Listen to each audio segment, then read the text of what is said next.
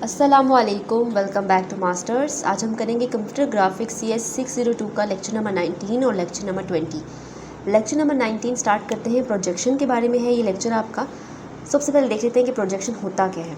जैसे कि आपके पास होता है कि ऐसे प्रोजेक्शन मॉडल्स होते हैं, जैसे कि हम लोग जो है वो 3 डायमेंशनल चीज़ों को 2 डायमेंशनल स्क्रीन पे दिखाने की कोशिश करते हैं प्रोजेक्शन के through.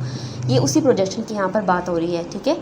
Designer, drafters, engineer, artist और आर्किटेक्ट्स जो होते हैं उनके लिए जो है वही प्रोजेक्शन एक बहुत ही काम की चीज़ होती है, क्योंकि वो अपना 3 डायमेंशनल जो भी उन्होंने बनाया होता है, अपना मॉडल और प्रोजेक्ट जो भी कुछ बनाया होता है वो 2 डायमेंशनल पे लोगों को दिखा सकते हैं, ठीक है। जैसे कि वो आपने देखा होगा कि आर्किटेक्ट जो बड़ी बड़ी बिल्डिंग्स के बनाते हैं डिज़ाइंस, उसके बाद वो बिल्डिंग के डिज़ाइन तो 3D होते हैं, लेकिन उनको 2 डायमेंशन पे प्रोजेक्शन के थ्रू वो दिखाकर अपनी प्रॉब्लम्स उनकी सॉल्व कर देती है प्रोजेक्शन। तो आपके पहले पैराग्राफ में यही लिखा हुआ है कि जो आर्टिस्ट, इंजीनियर, डिज़ाइनर और ड्राफ्टर और आर्किटेक्ट हैं उनके लिए प्रोजेक्शन एक प्रॉब्लम थी उनके लिए कि वो 3 डायमेंशनल को 2 डायमेंशनल पर कैसे दिखाएं चीज़ों को।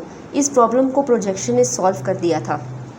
तो ये आपको शॉर्ट क्वेश्चन में पूछ सकते हैं कि प्रॉब्लम को किसने सॉल्व किया था, प्रोजेक्शन ने, या फिर आपसे ये पूछ सकते हैं कि प्रोजेक्शन को कहाँ कहाँ यूज़ करते हैं, ठीक है। क्योंकि हम प्रोजेक्शन के बारे में पढ़ रहे हैं तो आखिर हम क्यों पढ़ रहे हैं, इसको कहाँ कहाँ यूज़ किया जाता है, तो ये आपसे पूछा जा सकता है शॉर्ट में कि प्रोजेक्शन को कहाँ कहाँ यूज़ किया जाता है। इसको आर्टिस्ट यूज़ करते हैं, इंजीनियर, डिज़ाइनर, ड्राफ्टर और आर्किटेक्ट इसको इस्तेमाल करते हैं, ठीक है। उसके बाद यहाँ पे प्रोजेक्शन की डेफिनेशन दी हुई है, ये एज इट इज़ MCQs में आती है कि प्रोजेक्शन को हम इस तरह भी डिफाइन कर सकते हैं कि XY पॉइंट को हम मैप कर रहे हैं दूसरी इमेज पे, जिस पे X डैश, Y डैश और Z डैश उसने इमेज का नाम दिया है, इस पर हम दूसरी इमेज को मैप करते हैं, ठीक है, मैपिंग, ठीक है। उसके ज़रिए हम उसे प्रोजेक्शन कहते हैं। और जो मैपिंग की जो चीज़ इस्तेमाल की जाती है उसे हम प्रोजेक्टर कहते हैं। जैसे कि प्रोजेक्टर की मिसाल मैंने आपको दी थी, प्रोजेक्टर पे जो है वो 3 डायमेंशनल को 2 डायमेंशनल में दिखाया जाता है। तो ये वाली जो लाइन है आपकी डेफिनेशन जो आपकी बुक में दी हुई है, ये आपका MCQs एज इट इज़ आता है, तो ये आपके MCQs के लिए इंपॉर्टेंट है। यहाँ पर डायग्राम में भी उन्होंने आपको दिखाया है कि कैसे XY Z 3 पॉइंट्स हैं और प्रोजेक्शन के थ्रू वो जो है वो इस पर मैप हो रहे हैं। उसके बाद यहाँ पर 2 बेसिक मेथड हैं प्रोजेक्शन के, पैरेलल प्रोजेक्शन है और पर्सपेक्टिव प्रोजेक्शन है। अभी हम इन दोनों को डिटेल में पढ़ेंगे। पर्सपेक्टिव प्रोजेक्शन को आप लेक्चर नंबर 20 में भी पढ़ेंगे। तो पैरेलल प्रोजेक्शन के बारे में आपके पढ़ लेते हैं कि उसमें क्या होता है। ये तो 2 मेथड है ना हमारे पास, ये पैरेलल प्रोजेक्शन और पर्सपेक्टिव प्रोजेक्शन। इन 2 मेथड ने बहुत सारी प्रॉब्लम्स को सॉल्व कर दिया है जो पिक्चोरियल रिप्रेजेंटेशन की प्रॉब्लम्स थी।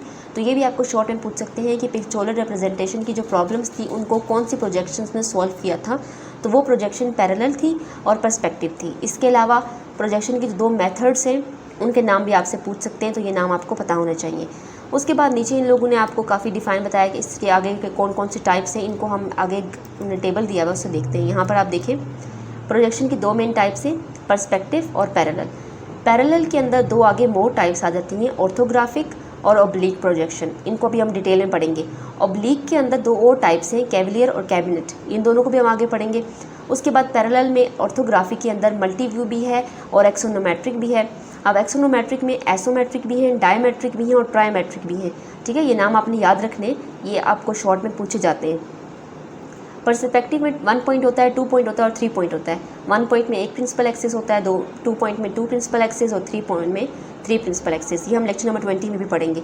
अब हमने ये सारी प्रोजेक्शन यहाँ पर इस टेबल में दी हुई है, इन्हीं को हमने डिस्कस करना है 1 बाय 1, ठीक है। आपको पता चल गया प्रोजेक्शन क्या होती है, कहाँ पर इसको यूज़ करते हैं। अब हम देखेंगे इसकी डिफरेंट टाइप्स और इन सारों की डिटेल देखेंगे। सबसे पहले तो पैरेलल प्रोजेक्शन से स्टार्ट लेते हैं। पैरेलल प्रोजेक्शन क्या होती है।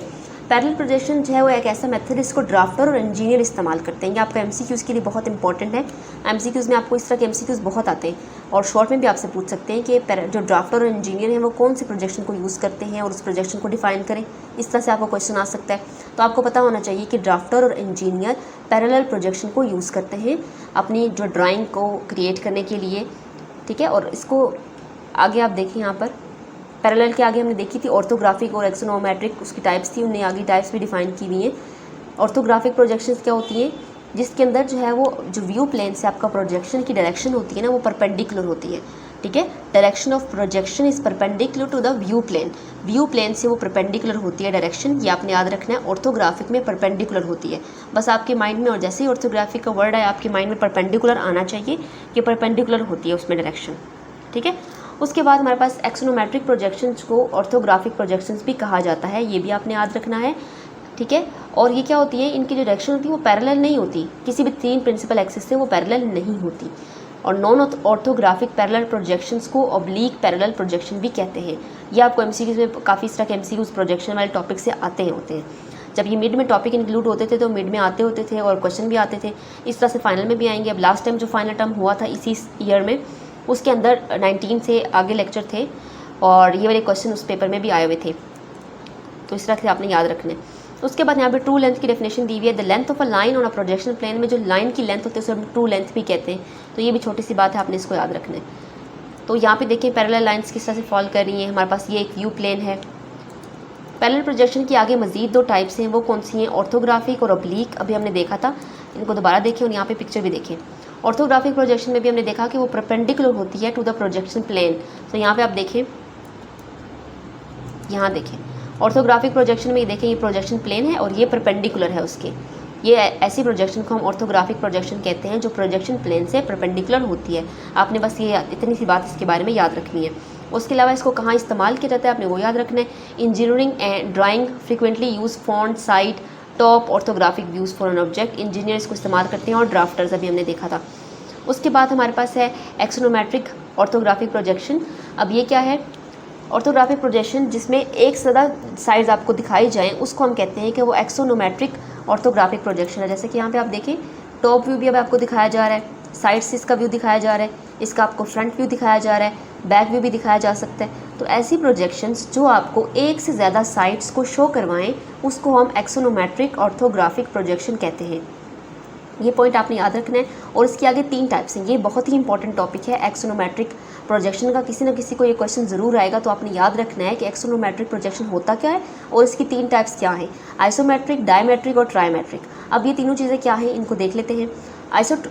आइसोमेट्रिक में देखें, इसके ये मोस्ट कॉमन जो सबसे कॉमन है वो एक्सोनोमेट्रिक की प्रोजेक्शन की वो आइसोमेट्रिक टाइप है। ये आपने याद रखना है एमसीक्यूज़ के लिए कि मोस्ट कॉमन कौन सी वाली टाइप है, आइसोमेट्रिक हमारे पास मोस्ट कॉमन टाइप है। जिसके अंदर क्या होता है कि प्रोजेक्शन प्लेन जो है वो कोऑर्डिनेट एक्सिस को इंटरसेक्ट करता है एट अ इक्वल डिस्टेंस। ये वाली याद रखनी है, इक्वल डिस्टेंस होता है। और जो प्रोजेक्शन की डायरेक्शन होती है ना, makes equal angle with all 3 principal axis. तीनों प्रिंसिपल एक्सिस के साथ वो एक इक्वल एंगल बनाती है। यही चीज़ डिफरेंट है बाकी दोनों के अंदर भी। तो इन तीनों के दरमियान में जो डिफरेंस है ना वो आपने याद रखना है।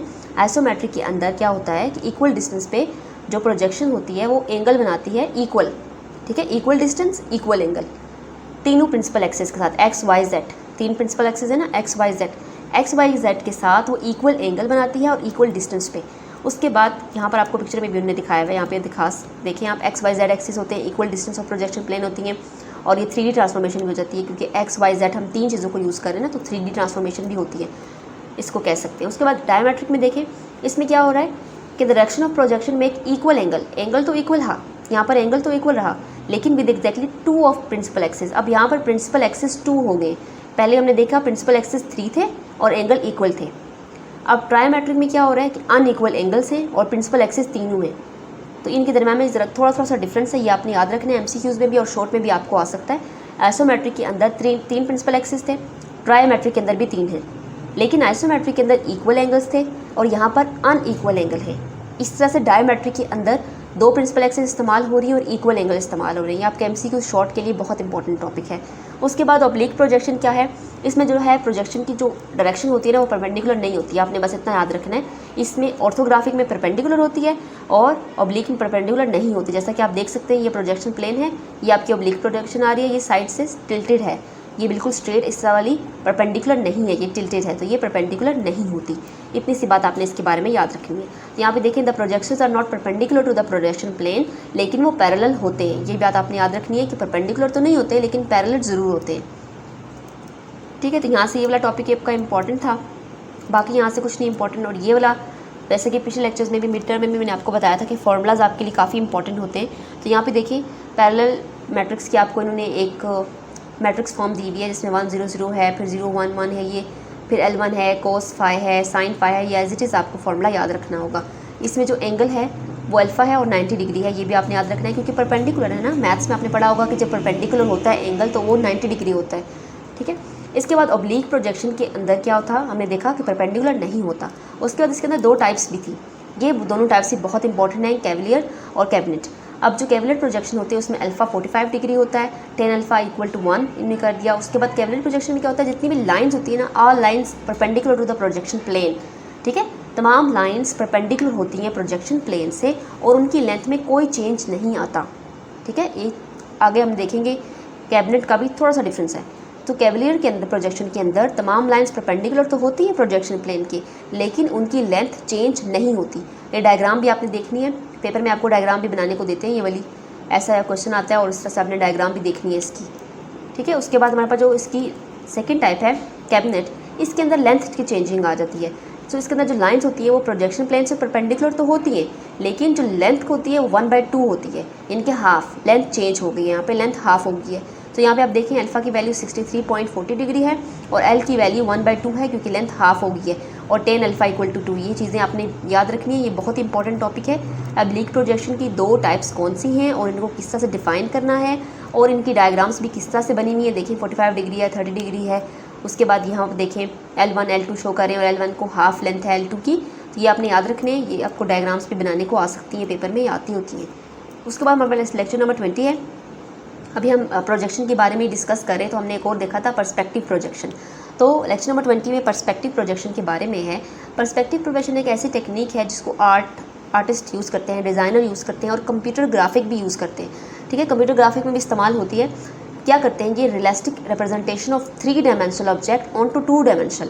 वही प्रोजेक्शन वाली बात ही आ गई कि 3 डायमेंशनल को हम 2 डायमेंशनल में दिखाने की कोशिश करते हैं, या फिर कैनवस पे या फिर स्क्रीन पे। जैसे कि प्रोजेक्टर वाली आपको एग्जांपल पता है, प्रोजेक्टर के अंदर हम 3 डायमेंशनल चीज़ों को 2 डायमेंशनल स्पेस में दिखाने की कोशिश करते हैं, तो वही होती है पर्सपेक्टिव प्रोजेक्शन हमारी, ठीक है। यहाँ पर मैंने इसकी एक शॉर्ट से डेफिनेशन आपको लिख दी है जो ईजी वर्डिंग है। तो इस बुक के अंदर काफ़ी ओल्ड बुक है, हैंडआउट्स इतने अच्छे नहीं बने हुए, काफ़ी मुश्किल चीज़ें हैं और बहुत ही लेंथी हैंडआउट्स हैं, तो इसको हम थोड़े से शॉर्ट वे में देखेंगे, ठीक है। पर्सपेक्टिव प्रोजेक्शन आपको पता होना चाहिए। उसके बाद यहाँ पर ये जो लिखे हुए ना सारे पॉइंट्स, ये आपके MCQs के लिए बहुत इंपॉर्टेंट है। इसमें से MCQs हर बार आता है। देखिए पहला point of view must lie on Z axis. ये MCQ आता है कि पॉइंट ऑफ व्यू कहाँ लाई करता है, Z एक्सिस पे। ये देखिए पॉइंट ऑफ व्यू यहाँ पर है तो ये Z एक्सिस होता है इस तरफ, ठीक है। यहाँ पर X एक्सिस होता है, यहाँ पे Y और फिर यहाँ पे Z। ये आगे मैं आपको दिखाऊंगी। सो पॉइंट ऑफ व्यू क्या होता है, Z एक्सिस पे लाई करता है, ये आपने याद रखना है। स्क्रीन प्लेन जो है वो पैरेलल किससे होता है, XY प्लेन से। ये एक और हमारे पास MCQ है, इसको मैं आपको फिल इन द ब्लैंक्स बना के दिखाती हूँ। जैसे कि ये मिस था, ऐसे आता है कि point of view must lie on dash Z axis. फिर ये वाला MCQ आता है पेपर में, screen plane must be parallel to the XY plane. उसके बाद left and right edges on the screen parallel to Y axis and the top and bottom edges are parallel to X axis. तो ये वाला MCQ भी ऐसे आता है कि राइट और लेफ्ट एजेस जो हैं वो पैरेलल होते हैं Y एक्सिस के, जबकि टॉप और बॉटम पैरेलल होते हैं Z एक्सिस के, ठीक है। ये आपने याद रखने ये MCQs। उसके बाद for your view of come out correctly you will also want Z axis to pass through the middle of the screen. Middle of the screen ये वाला भी MCQs पेपर में आ चुका है। तो ये आपके कुछ MCQs हैं, यहाँ पे 5 MCQs हैं, ये एज इट इज पेपर में आते हैं। तो आपने ये पॉइंट्स अच्छे तरीके से याद रखने हैं ताकि आप MCQs अटैम्प्ट कर सकें, ठीक है। आगे डायग्राम्स भी बनी हुई हैं, आप डायग्राम्स भी देख सकते हैं, लेकिन पेपर में ऐसे डायग्राम्स तो नहीं आती। आपको MCQs बस याद रखने हैं कि कैसे MCQs हैं, पेपर में आपको ये MCQs ज़रूर आते हैं, ठीक है। उसके बाद यहाँ पे कुछ फार्मूलाज हैं, ये भी आपने याद रखने। इतने इंपॉर्टेंट नहीं है वैसे ये वाले फार्मूलाज, आगे वाले जो फार्मूलाज इंपॉर्टेंट हैं वो मैं आपको बताऊँगी कौन से वाले हैं। उसके बाद ये X डैश और Y डैश को फाइंड आउट करने का फार्मूला ये आपने देख लेना है, क्योंकि पेपर में आपको आ सकता है स्केल XY XZ, या आपको XZ सब वैल्यूज़ गिवन होंगी, आपने सिर्फ फार्मूला में पुट करनी होंगी, ठीक है। उसके बाद ये वाला काफ़ी इंपॉर्टेंट है, पर्सपेक्टिव प्रोजेक्शन मैट्रिक्स को देखें। एस्पेक्टेड को फाइंड आउट करने के लिए हाइट और विड्थ को हम डिवाइड करते हैं, उसके बाद विड्थ को फाइंड आउट करना है आपने, ठीक है। तो वहाँ से एस्पेक्ट उधर चला जाएगा और फिर कोस, उसके बाद साइन, ये थीटा है, इन दोनों की वैल्यूज़ आपको गिवन होंगी। हाइट कैसे निकलेगी, कोस पर डिवाइड करेंगे साइन से। उसके बाद हमारे पास क्यू है, वो कैसे निकलेगा, ये सारा फार्मूला, ये सारी चीज़ें आपको दी होंगी। Z फार माइनस Z नियर की वैल्यू आपको दी होगी। हाइट और विड्थ को कैसे कैलकुलेट करना है ये आपको आ सकता है न्यूमेरिकल, तो इसलिए आपने ये फार्मूला याद रखना है। उसके बाद ये आपको मैट्रिक्स फॉर्म में भी दिया हुआ है, ये पर्सपेक्टिव प्रोजेक्शन की मैट्रिक्स है, ठीक है, ये आपने याद रखना है। उसके बाद देखते हैं हमारे पास और क्या इंपॉर्टेंट है, ये चीज़ें हमारे लिए इंपॉर्टेंट हैं। ये वाला क्वेश्चन एक पेपर में आ चुका है, total matrix that form from point space. इसके देखें M वर्ड, सबसे पहले देखें V वर्ड है, V लोकल, M वर्ड, फिर V व्यू, ये आपने एज इट इज़ याद रखने। ये बिल्कुल ऐसे ही क्वेश्चन पेपर में आ चुका है जिसमें V world, V view, V screen और वी स्क्रीन, इनके फॉर्मूलाज आपसे पूछे गए थे कि किसके इक्वल होते हैं। वी लोकल वर्ड के इक्वल होता है, फिर वर्ड, एम व्यू, इस तरह से आपने ये याद रखने, ये आपके लिए इंपॉर्टेंट है। उसके बाद यहाँ से और कुछ इंपॉर्टेंट नहीं है। और ये देखें कि आप अगर डार्क रूम में जो है वो अगर स्टैंड कर रहे हैं तो आपका जो स्क्वायर विंडो होगा वो व्यू फ्रस्टम को आप देख रहे होंगे। ये एमसीक्यूज़ पेपर में आया हुआ था कि आप अगर डार्क रूम में आप खड़े हैं तो आप उससे एक स्क्वायर से जब देख रहे हैं तो इसका मतलब है कि आप फ्रस्टम को व्यू कर रहे हैं। तो ये आपको एमसीक्यूज़ आ सकता है। उसके बाद यहाँ पर मैट्रिक्स के बारे में है कि view factor distance between the camera and the origin. ये आपने याद रखना है कि आर्बिट्रेरी की डेफिनेशन इन्हें यहाँ पे बताई हुई है कि जो व्यू फ्रस्टम के अंदर होता है, the distance between camera and the origin of the viewing transformation space is defined arbitrary, और इसको डी से रिप्रेजेंट करते हैं। ये आपको एमसीक्यूज़ आ सकता है पेपर में कि इसको डी से रिप्रेजेंट करते हैं किससे, ठीक है। उसके बाद यहाँ से ये वाले टॉपिक ये वाले कुछ इतनी इंपॉर्टेंट नहीं है, उसी की डिटेल्स दी हुई है यहाँ पे। ये वाले फार्मूलाज आपने देख लेने। वैसे तो ये फार्मूलाज कभी पेपर में आए नहीं है, लेकिन अब जैसा कि आप मिड टर्म दिए हैं तो आपको पता है कि काफ़ी व्यू अपडेट हो चुकी है, एग्जाम पेपर्स उन्होंने अपडेट किए हैं, तो काफ़ी सारी चीज़ें वो आई थी जो पेपर में जो कि आनी नहीं चाहिए थी। तो वो मैं देख रही थी कि पेपर्स में कोडिंग भी आ रही थी आपके CS 602 में मिड टर्म में, जबकि कोडिंग कभी भी पेपर में नहीं आई, लेकिन इस दफ़ा आप लोगों को दी थी। तो इस तरह से आप लोगों ने कोई भी रिस्क नहीं लेना, अपने जितने भी फार्मूलाज हैं ना ये आपने देख लेने। हो सकता है कि आपको कोई न्यूमेरिकल दे दें और आपको फार्मूला लगाना पड़े, इसलिए आपने ये फार्मूलाज अच्छे से देख लेने। तो यहाँ पर आपका लेक्चर नंबर 20 कंप्लीट हो गया है। लेक्चर नंबर 19 और 20 के अंदर जितनी भी इंपॉर्टेंट चीज़ें थी हमने सिर्फ वही डिस्कस की है, ठीक है। और इसके अलावा जो इंपॉर्टेंट नहीं थी उनको भी आप एक रीडिंग दे दें तो वो भी वैसे ही है, कुछ मुश्किल नहीं था उसके अंदर, ठीक है। तो अब हम नेक्स्ट वीडियो के अंदर लेक्चर नंबर 21 और 22 को कवर करेंगे। Thank you so